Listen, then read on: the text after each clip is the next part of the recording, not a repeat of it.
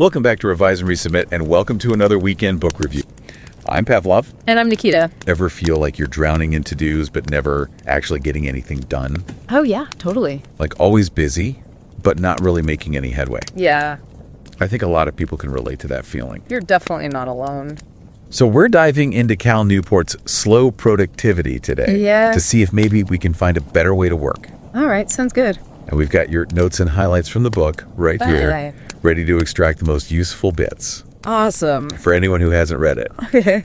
Slow productivity is all about, well, it's not about doing less work, but about working differently. Exactly. It's kind of a total mind shift from our culture of constant hustle. Yeah, it really is a different way of thinking about work. Like, remember that story about John McPhee? I don't know that one. He's that writer for The New Yorker. Oh, yeah, okay. Super acclaimed. Yeah. He was working on this article. Okay. And had like a mountain of research to get through.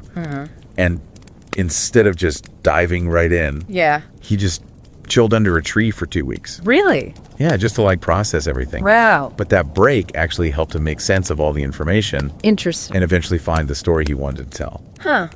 So it's like sometimes slowing down can actually be the most productive thing you can do. Yeah, that's slow productivity in a nutshell. I like that. So looking through your notes, Hi. I see you highlighted a lot about pseudo-productivity and feeling burned out. Yeah, those are two big things in the book for sure. And I think those are things that a lot of us struggle with these days. Absolutely. Pseudo-productivity is that trap of being busy just for the sake of being busy. Right. Without actually making any progress toward your goals. It's like we're on a treadmill going nowhere fast. Exactly. And it's a huge problem. Yeah. I mean, McKinsey found that burnout among knowledge workers is way up. Oh, wow. And Gallup polls consistently show that American workers are among the most stressed in the world. It's like we're all just running ourselves ragged. Yeah, pretty much. So how does this slow productivity thing help us get off that treadmill? Well, Newport lays out 3 core principles. Okay. Do fewer things. Okay. Work at a natural pace. And obsess over quality. Gotcha. And these all work together to create a more sustainable and fulfilling approach to work. Makes sense. Yeah. Now you've got a ton of highlights on that first principle, do fewer things. Right. So let's start there. Okay. What exactly does that mean? Do fewer things. One of the key ideas is that we're often operating right at the edge of burnout. I think a lot of us can relate to that feeling. Yeah, I know I get. It's like we're constantly juggling way too many things, and just one more task or one more email could send everything crashing down. Exactly. Newport actually calls this the overhead tax tipping point. Overhead tax tipping. Yeah, it's that point where any additional task could push you over the edge into burnout. Oh, I see. And the way we usually manage our workloads, just saying yes to everything until we feel stressed, that keeps us stuck in that danger zone. Yeah, that sounds familiar. So if we want to truly do fewer things, we need to be more intentional about what we take on in the first place. Okay, makes sense in theory, but how do we actually do that? Well, Newport has some specific strategies for that. Like what? One is called limit missions. Limit missions? Yeah. What's a mission? A mission is any ongoing goal or service that drives your work. Okay. So the idea is to choose a small number of high-impact missions, ideally 2 to 4. Got it. And consciously reject anything that doesn't align with those missions. So instead of spreading ourselves thin across a dozen different projects, we focus our energy on just a few key things. Yeah. I mean, that makes sense. Right. But it can be tough to actually say no to everything else. It definitely takes practice. Yeah, how do we actually do that? Well, you've got Jenny Blake highlighted in your notes. She talks about simplifying her business from 10 plus income streams down to just 2-4. And how did that work out for her? Well, it allowed her to focus on what truly mattered. Okay. She ended up working just 20 hours a week. 20 hours a week. Yeah, and she even takes 2 months off every year. 2 months off. It's pretty amazing. It really shows that focusing on fewer things can lead to more freedom and flexibility. Exactly. Not less. Right. But okay, let's be realistic for a second. Sure. Even if we limit our big missions, there are still all those smaller tasks that pop up and clutter our days. Oh, yeah, for sure. How do we tackle those? Well, Newport has a few more strategies for what he calls taming tasks. Okay, taming tasks. I like that. One is the autopilot schedule. Autopilot schedule. Yeah. So instead of letting those recurring tasks hijack your day, you designate specific times on specific days for them. So like Maybe Monday mornings are for invoicing. Exactly. And Friday afternoons are for reviewing reports. Perfect. It's like putting those tasks on autopilot. Right. So they don't take up valuable mental energy. So it's all about creating a routine that minimizes decision fatigue. Yes. And frees up mental space for more important work. Absolutely. But what about those tasks that come from other people? You mean like those requests that flood our inboxes? Exactly. It feels like we're constantly putting out fires for everyone else. Oh, yeah. I know that feeling. So how do we deal with that? Well, Newport has this idea called the reverse task list. Reverse task list? Yeah. What is that? So instead of letting colleagues bombard you with requests, you create public task lists for each major category of your work, and you have them add the request directly to the appropriate list. Oh, interesting. And they have to include all the necessary information up front. So it's like shifting the burden of organization back to the requester. Exactly. And it probably cuts down on all those clarifying emails, too.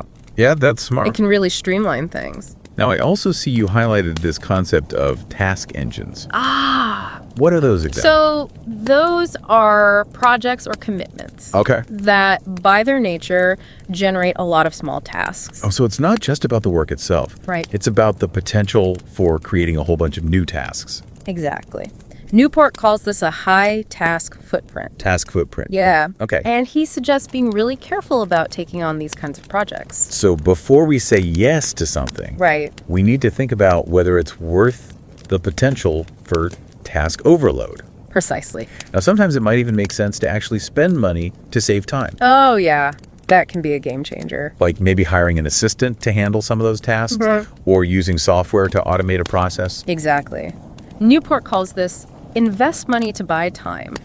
And that can free up our mental bandwidth for more strategic work. Right. The kind of work that only we can do. Absolutely. It's a powerful way to reclaim your time and energy. Yeah. And break free from that feeling of constantly being overwhelmed. Totally. So this is all great. Yeah. But I'm curious, how do we actually put all this into practice? That's a great question. It's one thing to understand the concepts. Right. But how do we actually do fewer things in the real world?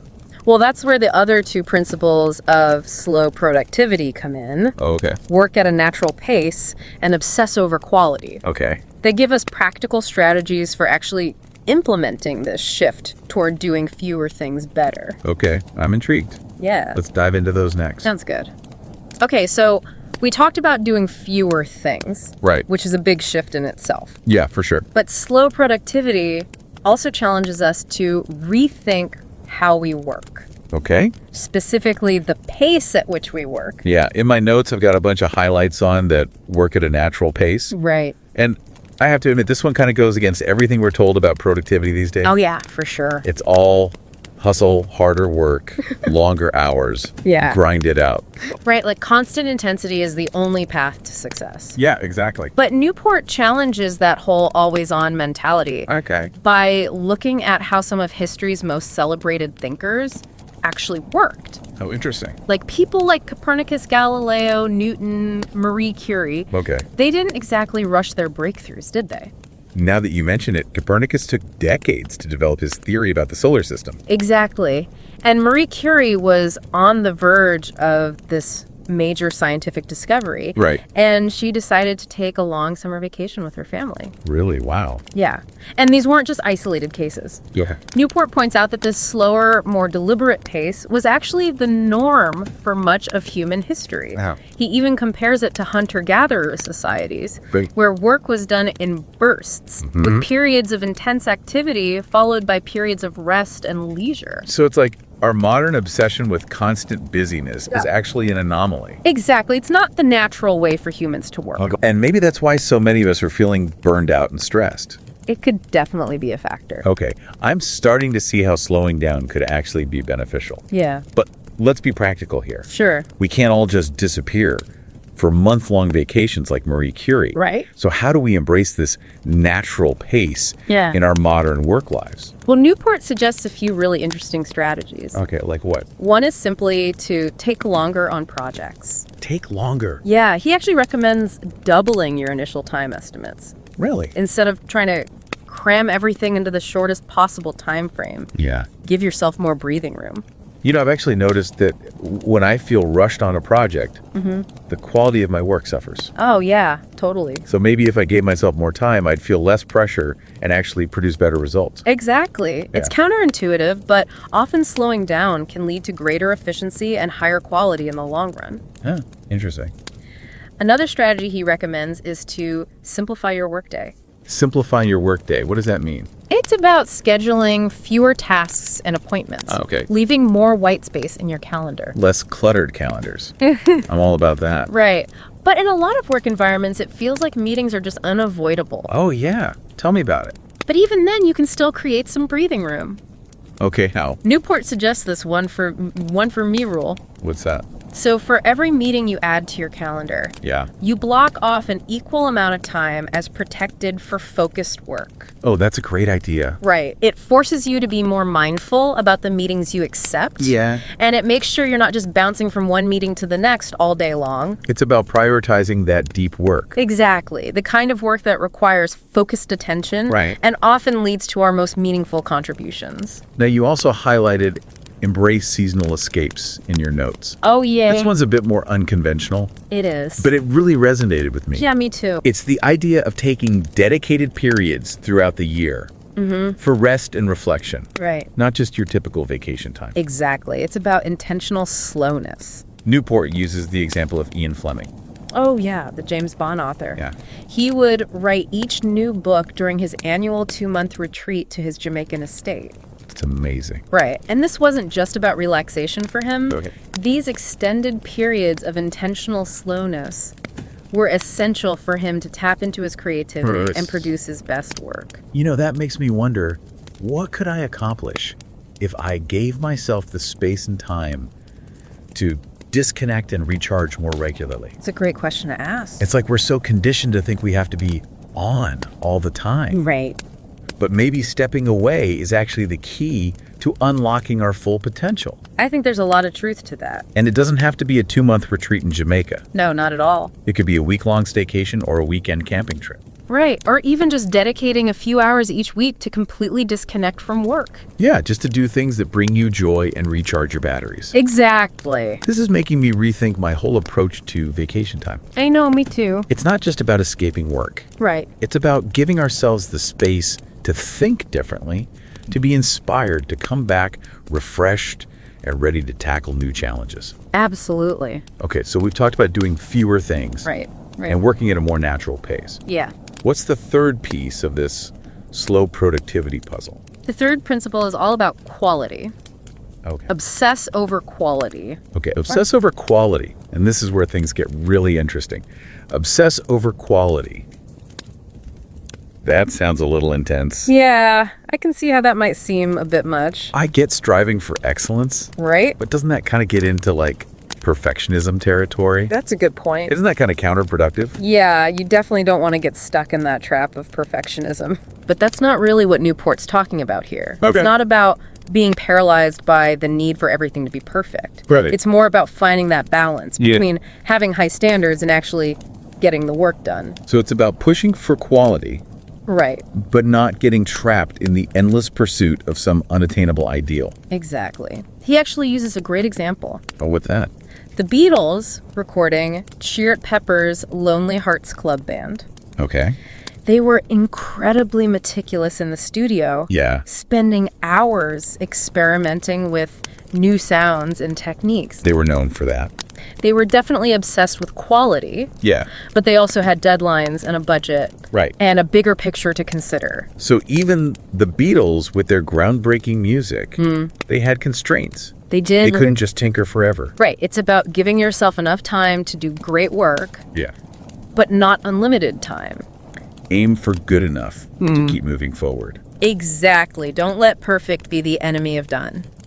I like that. It's a good mantra. Now, I see in my notes you highlighted a few examples of people who have used this commitment to quality to actually simplify their work lives. Oh, right. Like Paul Jarvis, who built this successful freelance business by focusing on quality over scaling. Right. He deliberately chose to stay small so he could have more control over his time and his work. It allowed him to work less and live a more intentional life. Exactly. And then there's Jewel. Oh, yeah, the musician. Yeah, she famously turned down $1 million record deal. Wow. Because she felt she needed more time to develop her craft. She bet on herself. She did. And it really paid off. It did. She achieved both critical and commercial success. Yeah. On her own terms. I mean, these stories are really inspiring. They are. They show that focusing on quality can give you more control over your time and your work. It's really empowering.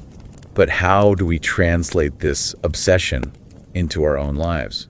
Well, Newport has a few practical suggestions. Okay, like what? One is to cultivate your taste. Cultivate your taste. Yeah, it's about immersing yourself in examples of excellence in your field. Okay. Read the best books, listen to the best podcasts. Yeah. Study the work of people you admire. So it's like training your eye to recognize quality. Exactly. And that then informs your own work.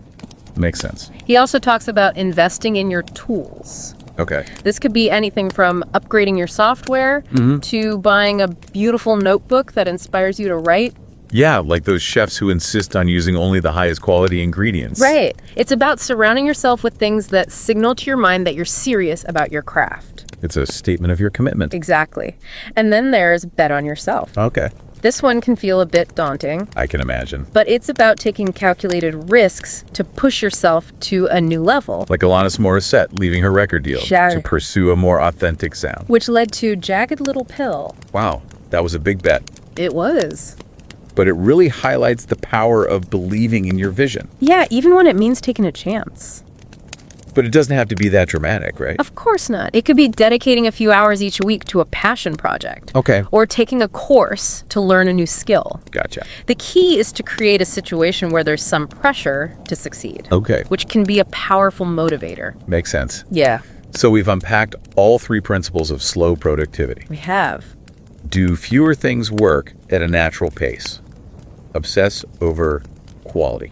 It's a pretty compelling framework. It is. What's the big takeaway for our listeners? I think the most important thing is that slow productivity challenges us to rethink our relationship with time and work. It's about prioritizing depth over speed, quality over quantity. It's a real mind shift. It is. From the always-on culture we're so used to.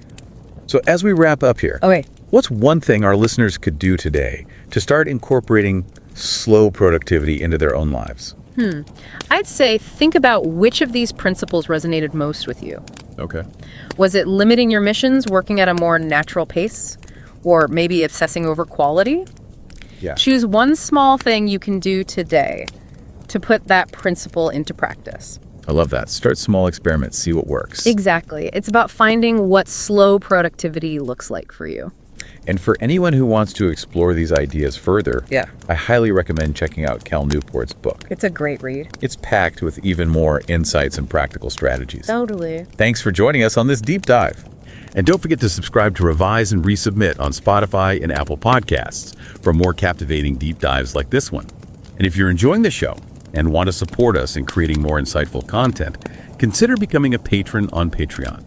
Every contribution helps us continue this journey of exploration and discovery. Until next time, keep those minds curious, keep questioning, and keep revising and resubmitting.